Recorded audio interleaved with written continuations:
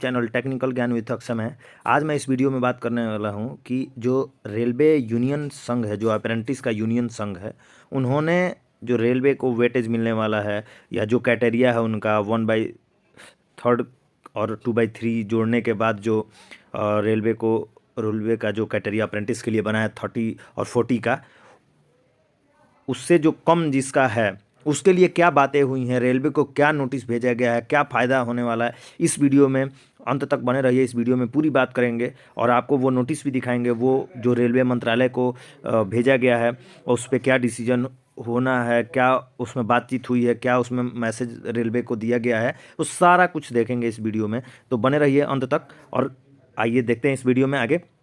ये तो है NFIR, जो नेशनल फेडरेशन इंडियन रेलवे का ये यूनियन संघ है। तो इन्होंने ऐसा कुछ, यहाँ से यदि हम गूगल से सर्च करें तो ये देख सकते हैं। तो यहाँ से तो ऐसा कुछ नोटिस नहीं दिख रहा, बट वो जो हमारे पास वो जानकारी है वो इंटरनल जानकारी है, जिसको इस वेबसाइट पे अपलोड नहीं किया गया है, तो यहाँ से नहीं मिल पाएगा। इसलिए इंटरनल जानकारी है, तो इंटरनली जानकारी प्राप्त होने के बाद मैं आप लोग के पास ये बातें शेयर कर रहा हूँ इसमें। आइए देखते हैं। ऑलरेडी मैं वो नोटिस मेरे पास आया था, यहाँ आप देख सकते हैं। NFIR, national federation of Indian railway man, ये देख सकते हैं, ये देख रहे हैं आप। और यहाँ सबसे सबसे ज़रूरी चीज़ कि आप ये देखिए डेट, ये डेट 9/1/2023, ये आप देख सकते हैं स्पष्ट इसमें दिख रहा है 9/1/2023, यानी कि 9 तारीख का है। और मेरे पास भी 2 दिन पहले ही आया, बट मैं कुछ काम में बिजी होने की वजह से ये तुरंत आप लोग तक नहीं पहुंचा पाया। तो आज टाइम मिला तो सोचा आप लोग तक ये मैसेज दिया जाए कि इसमें क्या उन्होंने रेलवे को कहा है और रिक्वेस्ट किया है, जिससे अप्रेंटिस को फ़ायदा होने वाला है।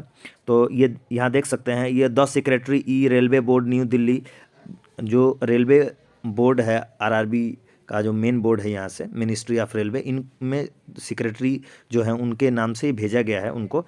Kindly attend principal executive director cost में स्टाफ, मतलब ये अटेंड जो प्रिंसिपल एग्जीक्यूटिव डायरेक्टर हैं उनको भेजा गया है और उनसे रिक्वेस्ट किया गया है फेडरेशन के तरफ से कि अप्रेंटिस के बारे में कुछ ध्यान दिया जाए, कुछ समझा जाए। ये लाइन बाय लाइन समझेंगे। सब्जेक्ट यहाँ देख सकते हैं आप कि सब्जेक्ट में ये देख सकते हैं, subject implement of course completed act apprenticeship CCA through RRC examination against 20% vacancy reserve register, यानी कि जो सब्जेक्ट है उसमें ये बताया गया है कि कोर्स कंप्लीटेड एक्ट अप्रेंटिसशिप जो RRC एग्ज़ाम के थ्रू 20% वैकेंसी में जो रिजर्वेशन है उसके संदर्भ में। तो आगे देखते हैं रेफरेंस में क्या दिया हुआ है। Railway boards letter number ENG 2 2019 RR106 date 13/4/2022, RBE number 51/5/2022, यानी कि रेफरेंस में जो रेलवे बोर्ड ने जो लेटर जारी किया था 13/4/2022 यानी 13 अप्रैल 2022 को, उसके बिहाफ पे ये पूरी बात कही जा रही है इसमें। यहाँ आगे देखिए क्या क्या बातें कही गई है, क्या मैसेज दिया गया है, क्या रिक्वेस्ट हुआ है। The railway administration has since geared up the requirement process for filling the vacancy in level 1 through RRC pursuant to written examination already held some time back, यानी कि रेलवे एडमिनिस्ट्रेशन के द्वारा जो भर्तियां कराई जा रही है, जो जिनका जो है वैकेंसी लेवल 1 RRC के थ्रू भरा जा रहा है, उसका एग्जामिनेशन ऑलरेडी कुछ समय पहले हो चुका है। Extent in instruction provided for 20% vacancy in level 1 to be filled up by implemented RRC candidate who are the course completed act apprenticeship duly granting them NCBT examination weightage marks 1/3 and exam them from PT, यानी कि उसमें जो vacancy है level 1 के through, उसमें 20% कोटा जो है, यानी 20% जो वैकेंसी है वो कोर्स कंप्लीटेड एक्ट अप्रेंटिसशिप के द्वारा भरी जानी है, जो NCBT एग्जामिनेशन जो हुआ है और NCBT का 1/3 वेटेज और PT में छूट दे के, यानी कि जो 20% का कोटा है 1,03,400 समथिंग है, इसमें से जो 20% कोटा है वो CCA के द्वारा भरी जानी है, उसके बारे में यहाँ ये कह रहा है। अब आगे देखते हैं कि और फिर एग्ज़ाम फ्रॉम PT, यानी PT में भी छूट दी गई है। With the finalisation of written test result it is noticed that some of the course completed act apprenticeship have scored 29.50, यानी 29.5 number, 29% marks are silently above in the written test. यानी कि जैसा कि रिटन एग्जामिनेशन का जो final marks होगा तो उस कहाँ, हाँ यहाँ, जैसा कि रिटन एग्जामिनेशन का जो फाइनल मार्क्स रिजल्ट होगा वो some course completed act have scored, तो उसमें कुछ जो कोर्स कंप्लीटेड अप्रेंटिसशिप कैंडिडेट हैं जिनका 29.50% यानी 29.5 नंबर है, जो क्राइटेरिया रेलवे ने निर्धारित किया है कि OBC ST SC ये तीनों का जो है 100 में 30% लाना है। और जनरल एंड EWS जो इकोनॉमिकल वीकर सेक्शन जो आता है उनका 40% लाना अनिवार्य है, तभी आपका हो पाएगा। ये पहले से ही निर्धारित है और इन्होंने ये बात कहा था कि आपको मिनिमम जो है 30 और जो 40 का क्राइटेरिया है इसको आपको लाना ही पड़ेगा, तभी आप सक्सेस होंगे। तो इसी के बिहाफ में बात किया जा रहा है यहाँ पे कि बहुत सारे ऐसे कैंडिडेट हैं जिनका 30 ना होकर 29.5% है, मतलब 30% ना होकर पासिंग मार्क के बिल्कुल नज़दीक है या उससे थोड़ा अधिक है या उससे थोड़ा कम है, उसके बारे में बात की जा रही है। तो आगे देखते हैं इसको। If the fraction is rounded off the next higher figure and made 30% and with the addition of 1/3 weightage marks such act apprenticeship में also stand eligible for appointment against 20% vacancy reserve for them in level 1 post. यानी कि जो federation का देखिए main जो कहने का जो लाइन है ना, यहाँ ये देख सकते हैं आप खुद कि इनके कहने का है कि जो आपने 20% का जो आपने 20% कोटा वैकेंसी में CCA के लिए निर्धारित किया है और उसमें जो 30 और 40 का जो आपने ये क्राइटेरिया बना दिया है कि जनरल को EWS को 40 और ST SC OBC को 30 लाना है, तो कुछ ऐसे कैंडिडेट हैं जिनका 30 ना होके उससे थोड़ा कम है या उससे थोड़ा सा अधिक है, तो उनका आप ऐसा करिए कि जो 29 पॉइंट समथिंग हैं, जिनका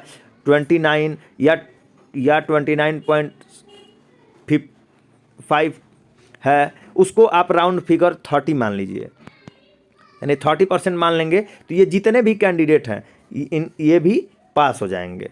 इनके कहने का मेन मतलब यही है कि आप जो है बहुत ज़्यादा मेरिट कम ना करिए, लेकिन फिर भी जो 29 है या 29.5 है इनका आपको राउंड फिगर 30 मान लीजिए, या जिनका 39.5 है उनका राउंड फिगर आप 40 मान के पास कर दीजिए, ताकि ये भी जो है उस 20% जो कोटा है उसमें इनको भी सीट मिल सके। क्योंकि आपको पता है बहुत सारे ITI डाली गई हैं, वैकेंसी का भी क्लियर है कि जो 1 लाख वैकेंसी है उसमें से 20% के हिसाब से कुल मिला के लगभग 20,700 समथिंग के करीब CCA के लिए कोटा रिजर्व है, ठीक। और जो फार्म डाले गए थे, जो फॉर्म भरे गए हैं, जिसमें मार्क्स अपलोड किए गए हैं, वो 18,400 समथिंग के करीब वो कैंडिडेट ने अपने मार्क्स को अपलोड किया है। यानी कुल मिला के 18,000 कैंडिडेट ने 18,000 लगभग 18,500 कैंडिडेट ने अपना मार्क्स अपलोड किया अप्रेंटिस की, तभी भी आपके पास लगभग 2,500 सीटें खाली बच रही हैं। हर जोन मिला के, ऑल इंडिया में जितनी भी जोन है 21 जोन मिला के आपका 2,500 सीटें खाली जा रही हैं। तो आप ये जो खाली सीटें हैं इसको जनरल से भरने के से अच्छा है कि जो थोड़ा सा आप 30 से थोड़ा नीचे कर देंगे, 29 या 29.5 या जो 40 के क्राइटेरिया उसमें 39 या 39.5, इनको राउंड फिगर आप 30 और 40 मान लेते हैं तो बहुत सारे हमारे जो भाई हैं जो जिन्होंने एक्ट अप्रेंटिसशिप किया है उनका भी हो जाएगा। तो इस पे रिक्वेस्ट किया गया है रेलवे से कि आप इस बात को ध्यान में रखते हुए मेरिट को थोड़ा सा उसको राउंड फिगर मान लीजिए ताकि ये 20% कोटा में आ जाए। मेन मुद्दा ये है। अब आगे देख सकते हैं, आगे इसमें हम एक बार देख लिया जाए, फिर और भी बातें जो हैं मैं इसमें बताऊंगा आपको कि made 30% and with the addition of 1/3 weightage marks such apprenticeship may also stand eligible for appointment against 20% vacancy reserved for them in level 1 post। यानी कि यदि आप 30 के राउंड फिगर मान लेते हैं और 1/3 को ऐड करते हुए तो एक्ट अप्रेंटिसशिप भी एलिजिबल हो जाएंगे 20% कोटा की जो वैकेंसी है रिजर्व उसमें लेवल 1 पोस्ट के लिए।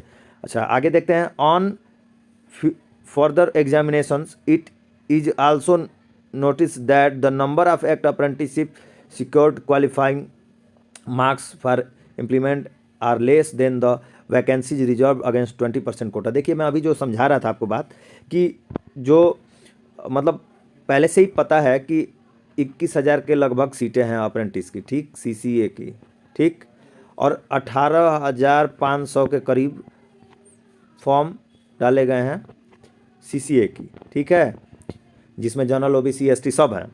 अब 18,500 में से 12,500 कैंडिडेट ही पास हो रहे हैं। 12,500 कैंडिडेट पास हो रहे हैं, तभी भी यहाँ लगभग 8,000 सीटें जो है खाली जाएंगी। तो ये बताइए रेलवे मंत्रालय के रेल मंत्री जी या जो भी RRB के ऑफिसर कि आप जो 8,000 सीटें हैं ये CCA से ना भर के आप तो जनरल से भरेंगे, और जिनका 29.5 है या 29.8 है, 29.9 है या 39.56 है, 39.9 है, या मतलब जिसका अप्रोक्स मतलब लगभग 40 और 30 के करीब है बिल्कुल, उनका तो ऐसे ही रह जाएगा। फिर वो तो DB में भी नहीं जा पाएंगे, फिर तो उनका वो तो DB से भी बाहर हो जाएंगे। तो इनको बाहर करने से अच्छा है कि आप इन कैंडिडेट्स को राउंड फिगर 30 और 40 बना के ले लीजिए ताकि इनका भी किस्मत खुल जाए और इन्हें भी मौका मिल जाए, इसी वैकेंसी में हो जाए। क्यों इंतज़ार कराना है इनको अगली वैकेंसी के लिए। तो रेलवे का जो फेडरेशन है वो अप्रेंटिस के बारे में सोच रहा है और वो बार बार रिक्वेस्ट कर रहा है। इन्हीं के बदौलत जो है PET में छूट दी गई, 20% कोटा का जो है इन्हीं के बदौलत हुआ। तो लगे हुए हैं लोग, अच्छी बात है कि चलिए हम लोग के बारे में सोच रहे हैं, आप सभी लोगों के बारे में सोचा जा रहा है फेडरेशन के तरफ से, बहुत अच्छी बात है, बहुत खुशी की बात है। और रेलवे कहीं ना कहीं इस बात को नज़रअंदाज नहीं कर सकता। यदि रेलवे फेडरेशन ने अप्रेंटिस के लिए ये मुद्दा उठाया है तो उन्हें करना ही पड़ेगा। तो जिनका 29 है या 29 और 30 के बीच में है तो वो भाई जितने भी हैं अपना डॉक्यूमेंट तैयार रखें, क्योंकि कब क्या होगा किसी को कुछ नहीं पता। यदि मान लीजिए आप डॉक्यूमेंट तैयार नहीं करते हैं, नहीं रखेंगे, तो फिर बाद में फिर आप ही को दिक्कत होगी। तो इसलिए आप अपने तरफ से तैयार रहिए। बाकी जो भी होगा, जो एक्ट अप्रेंटिसशिप के यूनियन लीडर हैं या जितने भी मेंबर हैं उसमें वो लगे हुए हैं कि आपका कुछ फ़ायदा हो जाए, क्योंकि बहुत ऐसे भाई हैं जिनका 29 के करीब है, 30 के करीब है, बट 30 नहीं पार पाए या 30 से पार ना कर पाए, तो और 40 का भी है भाई, जो क्राइटेरिया है उसको पार नहीं कर पाए या उसके बिल्कुल करीब हैं बट पॉइंट में रह गए, तो उनके लिए बात चल रही है। और कहीं ना कहीं इस मुद्दे पे ज़रूर कुछ पॉजिटिव रिजल्ट आएगा सामने। जो फेडरेशन ने इतना मेहनत किया है तो ज़रूर मिलेगा रिजल्ट। तो होपलेस नहीं होना। बाकी अपना डॉक्यूमेंट DB के लिए तैयार डॉक्यूमेंट सारा क्लियर करके रखिए ताकि उस समय दिक्कत ना हो। आगे देख लिया जाए। द रेलवे बोर्ड में kindly appreciate that the general policy is that the fraction of marks is to be rounded off the next higher figure for the purpose of determining eligible or otherwise। मतलब कहने का मतलब है कि आप जो है, जो आपका जनरल पॉलिसी है उसके अंतर्गत जो राउंडेड फिगर का है उसको आप उसको मतलब कहने का मतलब कि जो 30 का और 40 का है और जो नियर अबाउट है उसको मान के आप इसको क्लियर करिए, ताकि जो मतलब योग्यता है उनका वो चीज़ उसमें आ जाए और जो सीटें खाली जाएंगी उससे अप्रेंटिस की सीटों से अप्रेंटिस के कैंडिडेट द्वारा उस सीटों को भरा जा सके। The same principle need to be applied for rounding off marks in the case so that the course completed apprenticeship who got marks 29.50% or above will become eligible for the employment against 20% quota vacancy reserved for them। यानी कि जितने भी भाई जिनका 29.5 के ऊपर है, यानी 29.5 नंबर के ऊपर है या 39.5 नंबर 39.5 के ऊपर है, तो राउंड फिगर इनको 30 और 40 माना जाएगा, तो ये भी 20% कोटा के अंडर में आ जाएंगे और इनको भी उसका लाभ मिल सकेगा। तो NFIR therefore request the railway board is kindly consider the merits explained above and issue clarificatory instructions accordingly to the RRC। यानी कि NFIR ने रिक्वेस्ट किया है रेलवे बोर्ड से कि प्लीज़ जो मेरिट है वो ऊपर जो भी हमने मुद्दा रखा है उसको ध्यान में रखते हुए और जितनी भी RRC हैं सबको ये इंस्ट्रक्शन दिया जाए कि राउंड फिगर मान के 30 और 40 उसको करके और इन कैंडिडेट्स को भी मौका दिया जाए। To take action the implement of act apprenticeship against 20% vacancy reserve for them in level 1 post. यानी कि इसके अंतर्गत जो 20% वैकेंसी रिजर्व है उसमें इनको भी मौका दिया जाए। तो आपके सामने ये इंटरनल नोटिस है, आप देख सकते हैं, ये एक बार जूम करके मैं आपको दिखा, रजिस्ट्रेशन नंबर ये देख सकते हैं और यहाँ बाकायदे देख सकते हैं ये पूरा मतलब विधिवत सारा लेटर है। 9 तारीख का यहाँ जनरल सेक्रेटरी DM राघवन इसका ये जो है साइन सिग्नेचर है जो भी, अब आप देख सकते हैं ये अप्रेंटिस के लिए ही है पूरा मुद्दा, देख सकते हैं ना। ये अभी कुल मिला के सीटें इतनी रेलवे अप्रेंटिसशिप की खाली जाने वाली है, यदि रेलवे 30 और 40 के कैटेरिए से अपना मेरिट कम नहीं करता है तो कम से कम 8,000 सीटें अप्रेंटिस की खाली जाएंगी, जो कि जो नॉर्मल कैंडिडेट्स हैं जिन्होंने PET क्लियर कर लिया है उनके द्वारा भरी जाएंगी। तो यहाँ जो है एक्ट अप्रेंटिसशिप जो भाई हैं उनका थोड़ा सा नुकसान होने वाला है कि यदि रेलवे नहीं मानती है तब, और ऊपर वाले के हाथ में है, बाकी रेलवे मंत्रालय क्या विचार करती है। फेडरेशन वाले लगे हुए हैं कि ज़रूर मेरिट को थोड़ा कम किया जाए, अब देखिए क्या होता है। बाकी आप सभी DB के लिए बिल्कुल तैयार रहें, क्योंकि देखिए एक जोन का आया भी था कि 10 फरवरी से जो है DB भोपाल का आया था कि 10 फरवरी से DB स्टार्ट हो सकता है। यानी कहीं ना कहीं आप देखे होंगे हर जितने भी जोन हैं उनका किसी का 11 से, किसी का 16 से, किसी का 23 से, अभी एक का आया 29 जनवरी से। तो लगभग जोनों का इसी के अंडर, मतलब कि आपका जो भी 15 फरवरी तक जो है 15 फरवरी तक मेरे हिसाब से सारा कुछ क्लियर हो जाएगा और DB का भी पता लग जाएगा कि DB कब से शुरू होने वाला है। तो कहीं ना कहीं फरवरी और मार्च में DB स्टार्ट होना कंफर्म है, क्योंकि अप्रैल और मई तक इन्हें रोजगार मेला के तहत 1.5 लाख भर्तियों को वितरित करना है। मोदी जी आवंटित करेंगे 1.5 लाख नौकरियां। तो आखिर ये चीज़ें कहाँ से दिखाई जाएंगी? तो उसमें जो NTPC है, आप देखे ही होंगे NTPC का सारा कुछ क्लियर लगभग हो चुका है, बस किसी में फाइनल मेरिट रह गया। लेवल 1 लेवल 2 का सब लगभग क्लियर हो चुका है। कई जनों ने तो ज्वाइनिंग का भी पूरा दे भी दिया कुछ जगह। तो इसलिए NTPC का 35,400 जो है वो लगभग क्लियर हो गया। इधर ग्रुप D का ये भी जो है आपका 1 लाख, ये भी बहुत जल्दी। तो दोनों मिला के आपका लगभग 1.5 लाख भर्ती ये रोजगार मेला के तहत आवंटित करेंगे। इसी वजह से जो है ये सारा प्रक्रिया जो है, जितना भी भर्ती का जो प्रक्रिया है वो बहुत तेज़ी से कराया जाता है कि अप्रैल और लास्ट मई तक आपको ये ज्वाइनिंग कराया जाए, ताकि उसके बाद नई जो भर्ती आएगी उसके लिए भी इन्होंने कहा है। और खुद संसद भवन में भी बात करते हुए मंत्री जी ने बोला कि बहुत जल्द 1.5 लाख भर्ती आने वाली, जिसमें technician, group D, ALP, other जितनी भी पोस्ट हैं सब रहेंगी इसमें। और शायद हो सकता है तो इस बार से ऐप जो वैकेंसी रहेगी उसमें ITI अनिवार्य रहेगा ग्रुप डी के लिए। ग्रुप डी के लिए ITI इस बार अनिवार्य रहेगा, क्योंकि 2019 में एक नोटिस रेलवे ने जारी किया था कि आगे आने वाली वैकेंसी में ITI अनिवार्य रहेगा। तो जिन भाई का ITI ना हो वो ITI कोशिश करें कि मिनिमम क्वालिफिकेशन ITI तो रखें, ताकि रेलवे में जाने का जो आपका सपना है वो पूरा हो सके। हाँ, आगे क्या होता है ये तो नहीं पता, बट उनकी एक 2019 की नोटिस है, 2019 से 20 की नोटिस है, उसमें उन्होंने दिया है कि आने वाली वैकेंसियों में ITI अनिवार्य रहेगा या ITI पे ही लिए जाएंगे। तो ये चीज़ें कहीं ना कहीं हो सकता है कि लागू कर दें, क्योंकि कोई भरोसा नहीं है। इसलिए आप अपने तरफ से बिल्कुल तैयार रहिए, और जिनका 29.5 या 39.5 से ऊपर है वो भी भाई तैयार रहें DB के लिए, क्योंकि ज़रूर जब सारे मिल के मेहनत कर रहे हैं तो पॉजिटिव रिजल्ट आएगा। मुझे तो पूरा उम्मीद है, और मैं ईश्वर से कामना करता हूं कि जिन भाई का 29.5 से ऊपर या 39 से ऊपर है उनका राउंड फिगर मान के उनको ज्वाइन कराया जाए रेलवे के द्वारा। और कामना और उम्मीद भगवान से यही रहेगा कि रेलवे मंत्रालय का दिमाग थोड़ा सा गुम है इस मामले में, ताकि जो कैंडिडेट बहुत सालों से इंतज़ार कर रहे हैं उनका जो है मौका उनको दिया जाए और उनसे भरा जाए ये वैकेंसी। बाकी DB के लिए आप तैयार रहें, जो भी डॉक्यूमेंट अपना बनवा के।